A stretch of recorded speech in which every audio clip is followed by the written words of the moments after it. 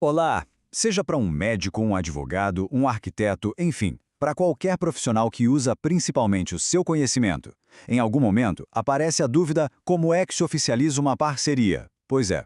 No Brasil, a resposta para isso, muitas vezes, está numa estrutura chamada sociedade simples. E nesta nossa análise, a gente vai desvendar os detalhes desse modelo, usando como guia os ensinamentos do professor Felipe Moraes e, claro, o que diz o nosso Código Civil. Então fica a pergunta: o que exatamente essas atividades têm em comum? Bom, a resposta leva a gente direto para o coração do direito societário brasileiro. A essência que une todas elas é a atividade intelectual, a prestação de um serviço que é pessoal. E foi justamente para esse cenário que a sociedade simples foi criada.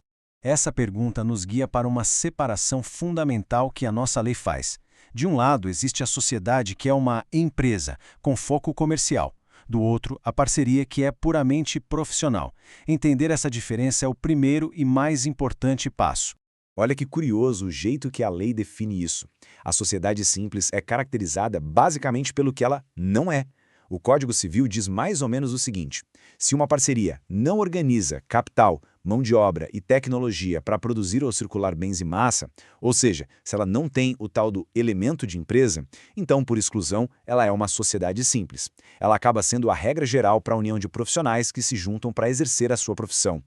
Ok, vamos aprofundar um pouco mais nisso. De um lado, a gente tem a sociedade empresária. O foco dela é a atividade econômica organizada, como uma fábrica ou uma rede de lojas, e o registro é feito na junta comercial. Do outro lado está a sociedade simples, que é voltada para profissionais que exercem sua atividade intelectual, como médicos, advogados, artistas. O objetivo aqui não é criar uma máquina de negócios, mas sim formalizar a união de conhecimentos. E é por isso que o registro dela é diferente. É feito no cartório civil, no Registro Civil de Pessoas Jurídicas. Certo. Mas como essa estrutura toda é construída na prática? Assim como qualquer construção, uma sociedade simples precisa de uma base muito sólida. E essa base é o seu documento de criação. E esse documento é o famoso contrato social.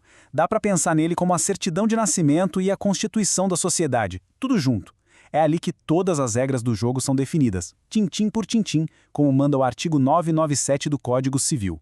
É o mapa que vai guiar toda a existência dessa parceria.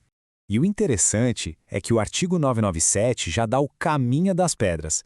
Ele serve como o verdadeiro esqueleto do que precisa ter no contrato social. Não tem como errar. Tem que ter a qualificação completa dos sócios, o objetivo da sociedade, o capital, as responsabilidades de cada um, quem administra e, claro, como os resultados, bons ou ruins, serão divididos. É um checklist essencial para não esquecer de nada. E aqui vai um ponto crucial. Não adianta só redigir o contrato. Ele precisa se tornar público, oficial. O artigo 998 exige que o registro seja feito no cartório em até 30 dias.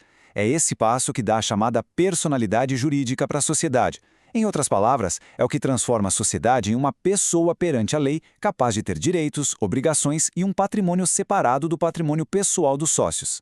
Bom, uma sociedade não é algo estático, ela precisa se adaptar e evoluir. Mas como é que se altera um documento tão importante quanto o contrato social? A lei, felizmente, também tem regras bem claras para isso.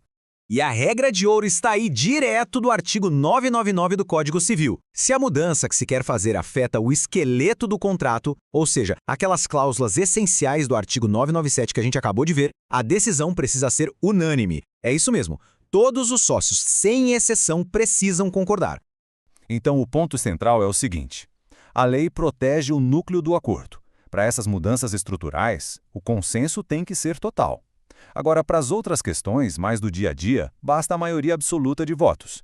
Isso significa o voto de sócios que representem mais da metade do capital social. Isso dá agilidade para a gestão, sem colocar em risco os pilares do que foi combinado. Certo, vamos então amarrar todas as pontas e resumir o que vimos. Quais são os pilares legais que sustentam toda essa estrutura da sociedade simples? Resumindo, a sociedade simples é o modelo ideal para profissionais que se unem com base no seu conhecimento e não numa estrutura de empresa.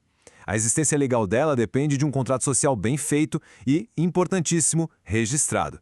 Ela é, de certa forma, um modelo padrão para parcerias no nosso direito. E toda essa estrutura está detalhada lá nos artigos 997 a 1038 do Código Civil. Com toda essa base em mente, a reflexão final, principalmente para quem está pensando em formar uma parceria, é o que não pode faltar no contrato social. Quais são os pontos inegociáveis? Porque, como a gente viu, a chave para uma sociedade de sucesso muitas vezes está nos detalhes que foram bem definidos desde o começo.